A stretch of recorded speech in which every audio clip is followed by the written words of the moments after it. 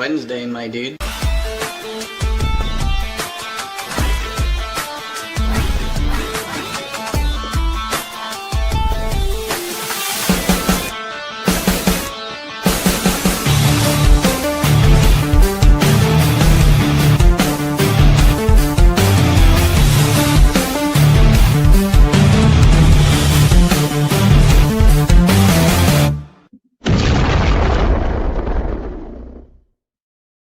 Hello, everybody. Welcome to Punch Up Pod with Lila and Pat.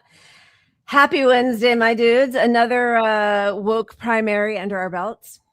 Is it woke 2.3 or where are we at right now? Is that where we're all just shuttled off to migration centers and then CCOT or something? I mean, I don't know. I preferred woke 1, honestly. But yeah, it's interesting where people are drawing lines. Yeah, woke 3.0 is going to be pre-crime. I think that is exactly, that's where we're headed. That is definitely where we're headed. I'm going to let you take care of the comment situation because I'm not great at it. Happy Wednesday, my dudes. We are going to get started right away because we are thrilled to be joined tonight by Alec Karakatsanis, who is the founder and executive director of Civil Rights Corps, as well as the author of 2 books, Usual Cruelty, The Complicity of Lawyers in the Criminal Justice System, and his most recent one from last year, COPAGANDA, How Police and the Media Manipulate Our News. He also writes a popular newsletter called Alec's COPAGANDA Newsletter, and I love this part, regularly collaborates with visual artists, poets, musicians, and filmmakers to produce art about the punishment bureaucracy. Mr. Karakatsanis, welcome to Punch Up Pod. Thank you so much for being here. Thanks so much for having me. We are enormous fans. We refer to your work all the time, your analysis, your statistics.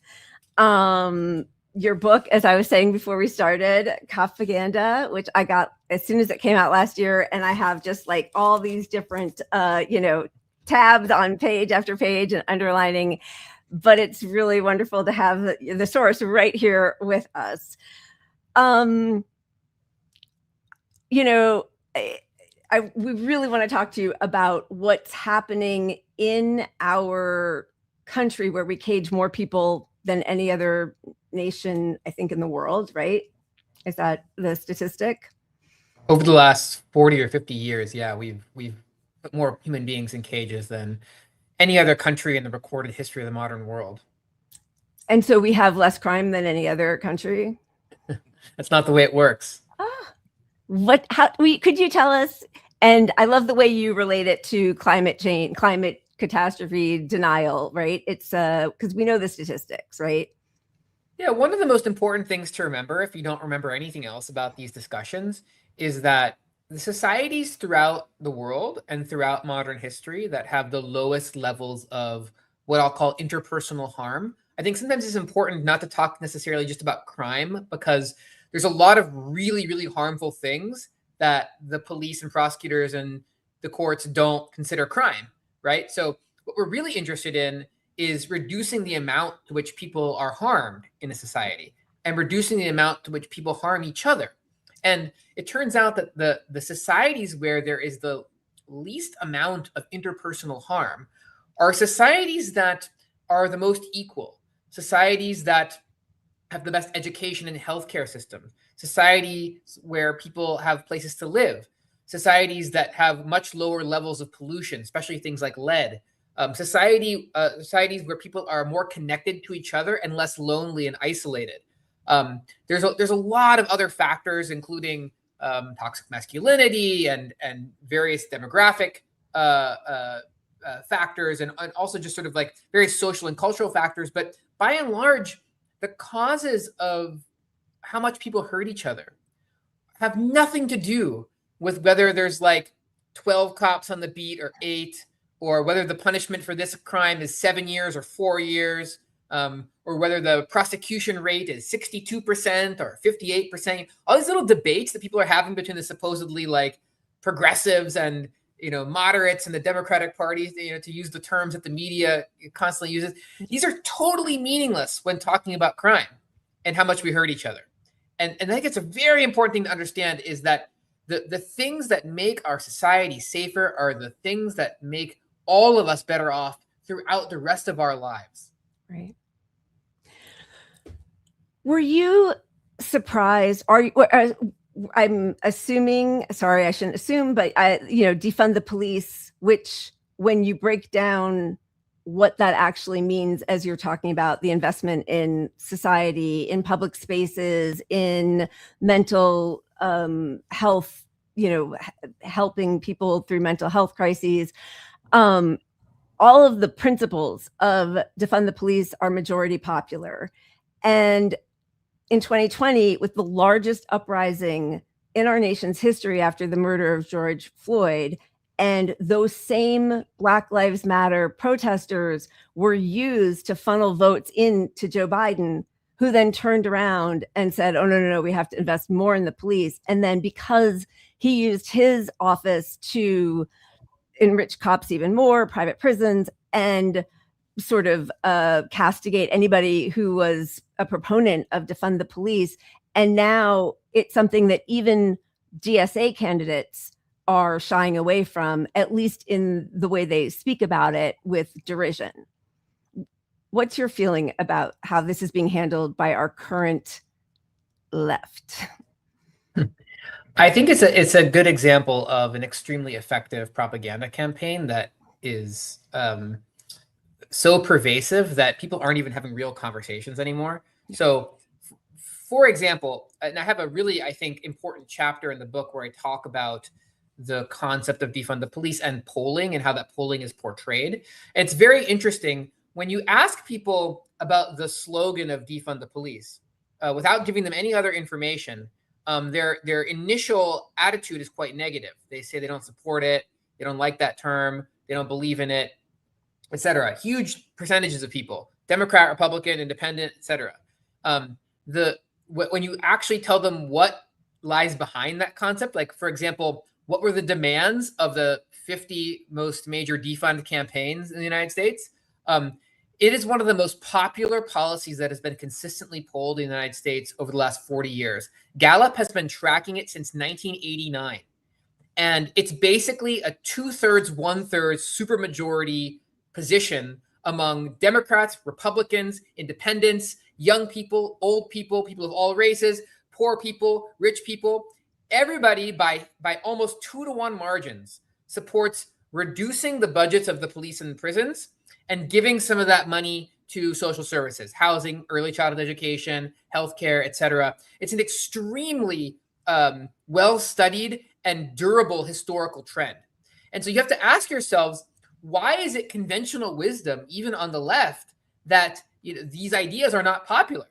And it goes to show how effective the propaganda campaign is. The public discourse is so superficial that we're literally just talking about whether everyone supports a slogan, but we're not talking about the underlying policies that are not only extraordinarily popular, but extraordinarily effective, to the point where if you deny the effectiveness of reducing the size and power of the punishment system and increasing social service investments, it's like you're engaging in climate science denial. The state of the evidence is so overwhelming that the things that lead to safety are not more punishment and surveillance and policing, but actually investment in people and their children and communities and our environment. It's a popular and a scientifically overwhelmingly supported policy. So in that respect, why do you think the left doesn't take it on head to head like that? Break it down by the issues. Is it it's just simple for them to ignore it and just move on to the other issues by saying, I don't support defunding the police? Or what do you think drives the progressive left to not really lead on the issue?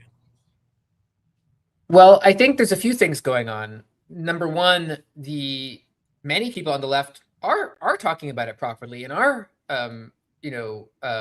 leading with it. And the people that I work with in the communities all over the country that are most directly harmed by these systems, it's a very common refrain that they want investment in their schools and their housing and their healthcare and not more surveillance and policing. And and imprisonment. And so I think we have to be careful to distinguish between the sort of professional punditry and kind of Democratic Party establishment and the kind of like very online kind of left punditry world and what ordinary people all over the country are saying.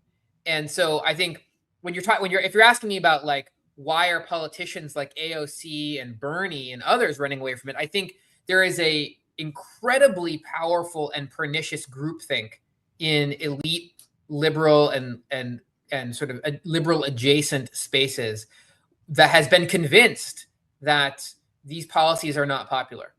And they also understand that because of the massive control of the sort of what I'll call, for this purpose of this conversation, the kind of corporate media establishment and the far right in this country, they control most of the distributions of information. They have an incredible influence over popular discourse, all the way from the far right to Fox News to New York Times and other center right publications. Those are the people that are talking to the vast majority of the public.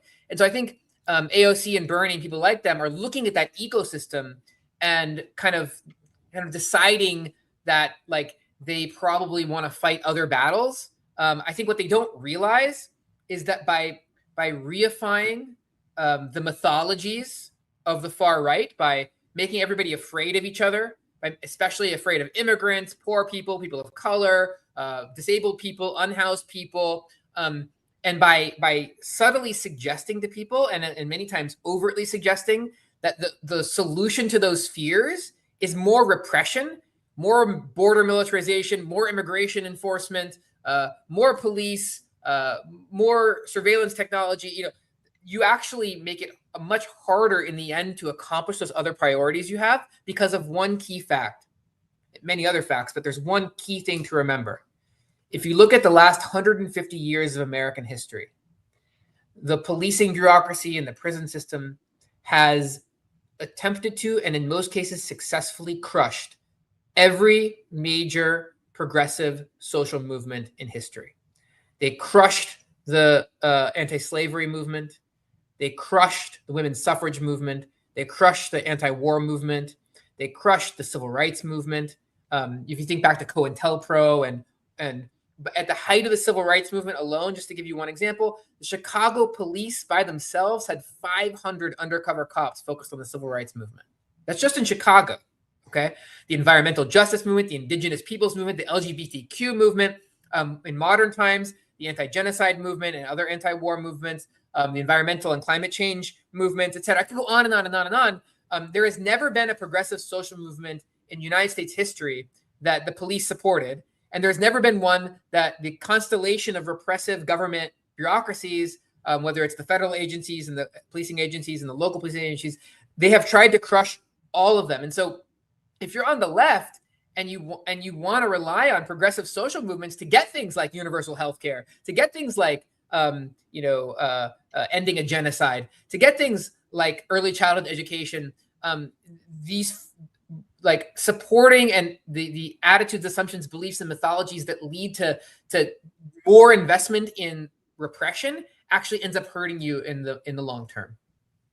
I think that's what's so particularly frustrating, especially with somebody like Zoran Mamdani, who I think is really steeped in this ideology and is very well aware of what it means to be asked, do you support defund the police? And he says, no, I've already said I do not support defund the police. At the same time that he is doing and working so hard to enact so many of the policies that are part of an umbrella of what it would mean to defund the police and invest in social programs. But even that it's sort of like globalized intifada, like, we always say the genocide's being globalized, the intifada better be globalized also. Like we've got to, rise up against this. And so it's like conceding to the right, even though I do think that he understands, what his administration is trying to do. Even, we all want more. He did not, there was outrage when he was going to hire more police officers. And he actually, I think even the local New York City chapter didn't censure him, but whatever they say, you know, where they voiced their outrage. And so he ended up not doing that. He ended up not, they put a cap on the hiring, but why give in? Why even give in an inch? Do you think, like, as you said, it sort of starts to pave the way, like, well, they're right, it's not a good slogan, but you know what? They didn't think that Black Lives Matter was a good slogan. Like, liberals never think that any social justice movement that they are currently in is good. It's only in hindsight, right? There's so much to say here. I'll just say a couple of things. Before I talk about specific politicians, my advice to every politician that reaches out to me is really the same as my advice to a lot of the organizers and other people that I work with, which is basically like telling the truth to people and the public is almost always the best strategy. And largely because the truth is on our side for all of these issues that we care about. And the telling people the truth and treating them like adults, like they can handle complex concepts and is the only way forward for the left. That's not necessarily true. And one of the reasons the right has an advantage is you can create a right-wing world that is based on lies and deceit and violence, right? But if you're trying to build the kind of society that we want on the left, you can't base it on lies. Right.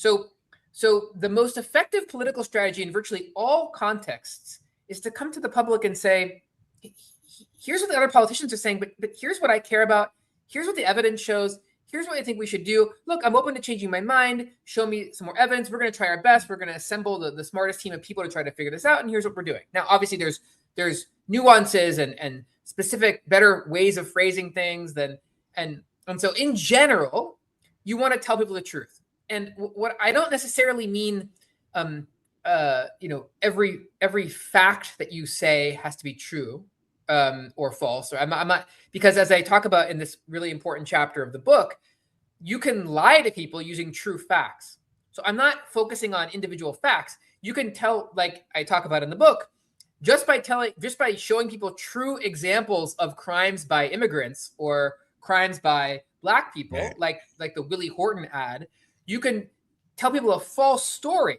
Like I could show you a 9-minute montage of Michael Jordan missing shot after shot after shot after shot. They could all be real, true videos. I could convince you that Michael Jordan's the worst player in NBA history just by not telling you any of the other facts. Mm-hmm. So when I say the truth, I'm talking about a broader, like you have a duty as a politician to kind of assess the totality of a situation and level with people about like what the real world shows, what the evidence shows, not selectively picking out true facts to create a false impression.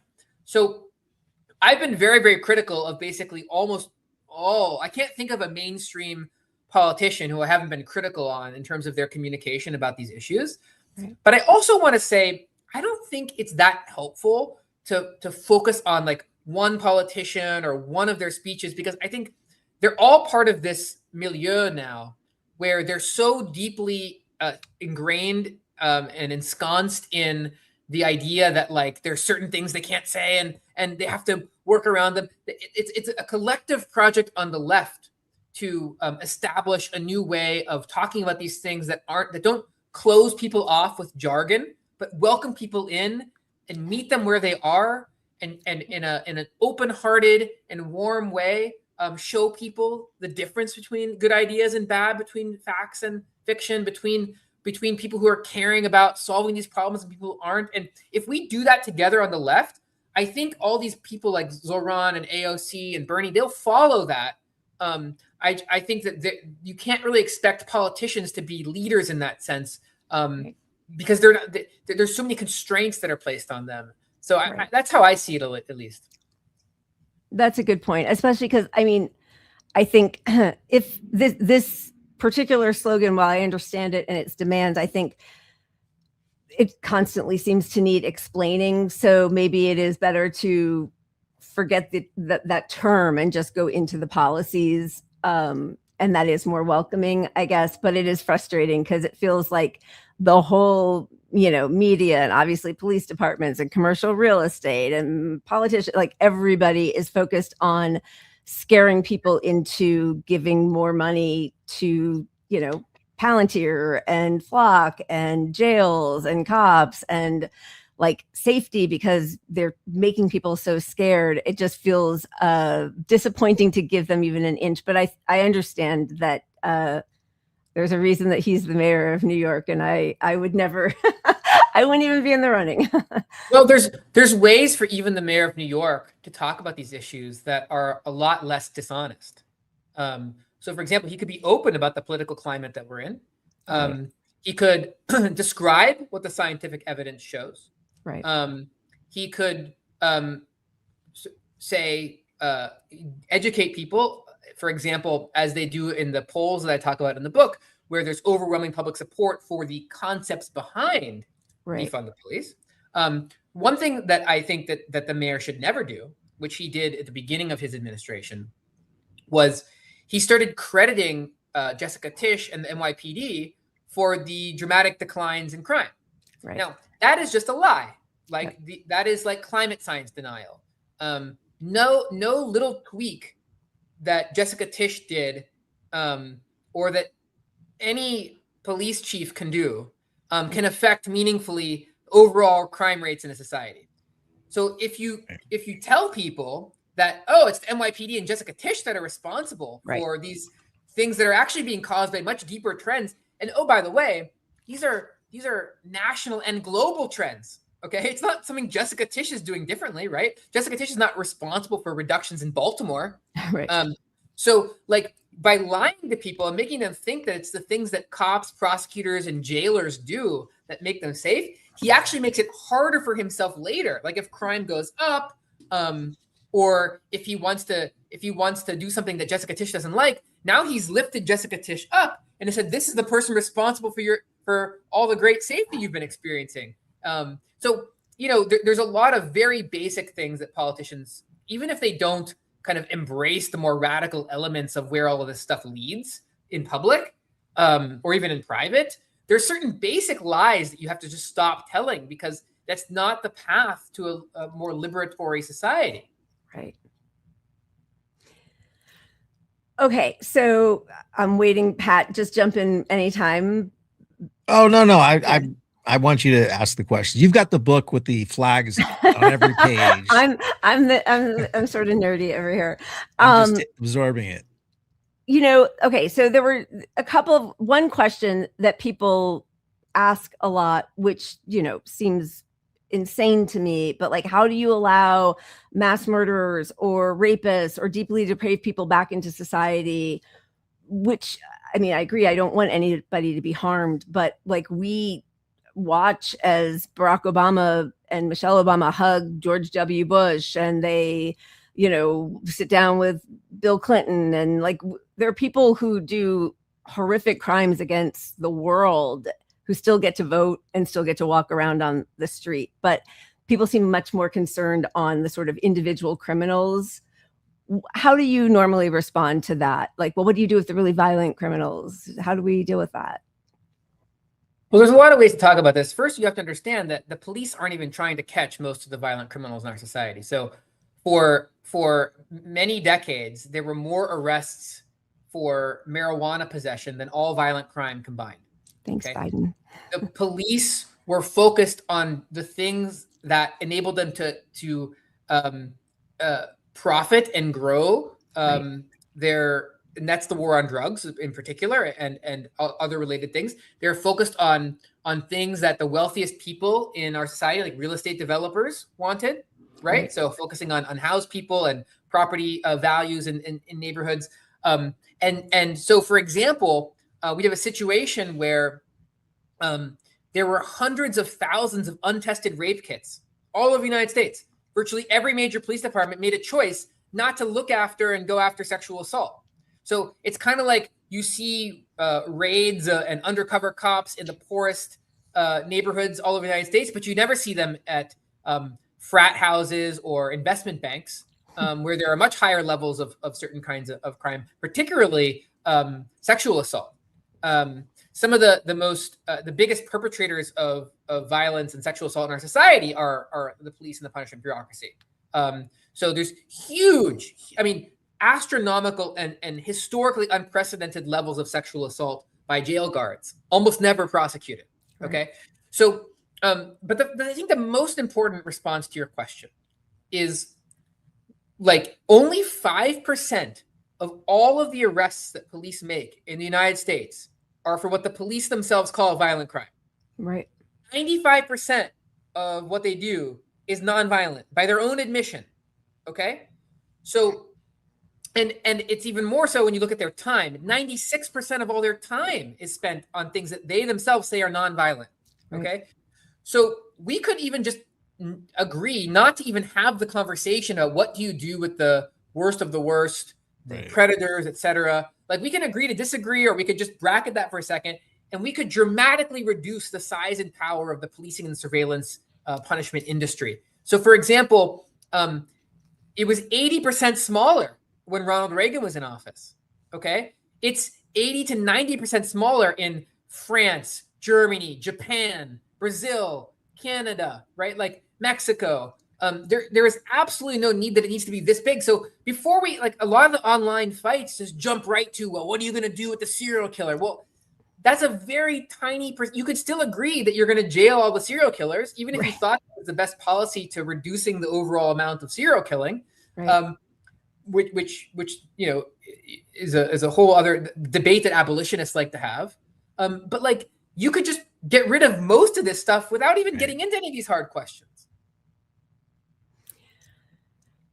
So the focus, you know, as we know, what wage theft is, however many billions of dollars every year. They never go after that. The news media doesn't look into it. There was the whole, you know, Walgreens, not looters, you know, retail theft outrage, especially in San Francisco. And the news media went on and on and on about that. And then it turned out Walgreens even admitted a couple months later they were going to be closing their brick and mortar stores there anyway. But it's a way to, I don't know. I feel like the corporate media has such a hold on people that breaking through. How do you break through? How do you break through to people who seem like they are somehow attached to feeling fear? This is why I wrote the book. I think that I hope the book is funny and full of examples. It's really an attempt to be accessible, and you don't need, it's not a lot of jargon. You don't need to like already know a lot. It's meant to be a set of tools that anybody can use. And by the way, we, you know, I don't make any money off my writing. So like, there's all the royalties are donated to an incredible charity that works with unhoused people in Skid Row in Los Angeles. And we also have free books, unlimited free books for students and for people in prison. So the idea is just to get the ideas out there, because your question is so important. People are, what do I do? How do we break through? Well, the book is really an attempt to give you the tools that you need. And it's really designed for people to read it together in little groups, little book clubs, to sharpen their own, because the first step that we have to like undertake, no matter what, is becoming more critical consumers of information in the news. And not just the news, but movies, TV. You know, we are being constantly propagandized to accept a world that is so much more unequal and so much more violent than it has to be. And people are trying to make us okay with that. They're trying to normalize it. And they're even trying to make us celebrate it and call it justice. And you need to develop and cultivate your mind to fortify it against that propaganda. And that's why I wrote the book. I mean, it's an amazing book. And, you know, again, I've followed you for such a long time online, and the way you are able to impart your information so clearly and concisely, and for people who are not, you know, scholars of this, is fantastic. The other part, because I know, you know, I know you're almost out of time, but the way in chapter 13, you talk about falsifying the intentions of those in power is always key to propaganda. And when you see the way, like for these midterms, everybody's talking about electability. Well, it's just that, Democrats are just worried that Hong might not have been able to face off against the Republican, or also, they said the same thing, electability and who's a centrist and who's not. And the way the words are chosen by our media, I think you do such a wonderful job of laying it out specifically for COPAGANDA, but then you branches into, you see how they do that with, people are going back now and watching like old episodes of Friends and seeing, or Gilmore Girls, and how the IDF was sort of exalted and like, oh, tough, sexy soldiers, or, like the propaganda is constant in every part of our entertainment and news media. So once a person makes that discovery or like follows along your propaganda, I think it also sort of broadens their insight into seeing how they're being acted on as a target by all media for all subjects. Absolutely. Everything in the book is applicable on a wide range of issues. How the government talks about the military and healthcare and education, and how it talks about politicians and their intentions. It's really meant to be a set of tools that you can then apply throughout the rest of your life. And I'm so happy that it was a useful book to you, and I hope it'll be useful for your audience. Absolutely. It does remind me of They Live, once you see the truth out there, you kind of can't unsee it. And once you learn to critically consume media, it's the same thing. So thank you so much for the book. Can you tell everybody, and we will put the links in the description also, but where they can find you and your book? And again, we will put the links in the description on YouTube. Yeah, you can find me on the major platforms at Equality Alec, and you can buy the book anywhere books are sold. But if you go to the New Press, which is the publisher, and if you Google COPAGANDA and you go to the New Press website, you can use the code TNP, like the New Press, TNP30, and you can get 30% off the book. That's wonderful. I heavily recommend it to everybody. You should read this amazing book. You should follow Mr. Karakatsanis online. Thank you so much for spending this time with us. We are just so grateful to all your work. So thank you. My pleasure. Thank you so much. Have a nice evening. You too. Cheers. Thanks. And let's see, I'm going to put the code in the chat real quick. Okay. Yeah, that's great. And I have the link to his foundation that he started. I have so many papers here. Oh my God, I'm totally geeking out. To his Civil Rights Corps website, but we'll make sure that we have the New Press also in the description. I am just such a huge fan of his work, and also just truly like to realize that everything we ever watch has is politics. Everything's politics, right? One way or the other. Yeah. So he's so clear about it. There are no accidents. And when you see what shows are making the rounds, it's like, oh, something is popular. Let me watch this show and see where the money and the narrative is that kind of funded this. And it's like, you can break it down like, oh, this is Israeli propaganda, or oh, this is propaganda, or this is, CIA, or this is villainizing the homeless people for the real estate developers. Or, yeah. Well, he's fantastic. So that was a really fun thing for us to have such a spectacular person join us. Thanks to him. And now we will move on to our cheers. This lady lost big last night, Angie Craig, but before that, she had to live through some great protesting by our friends at Climate Defiance. You were just like the Republicans! Explain your vote to Alex Preddy's family!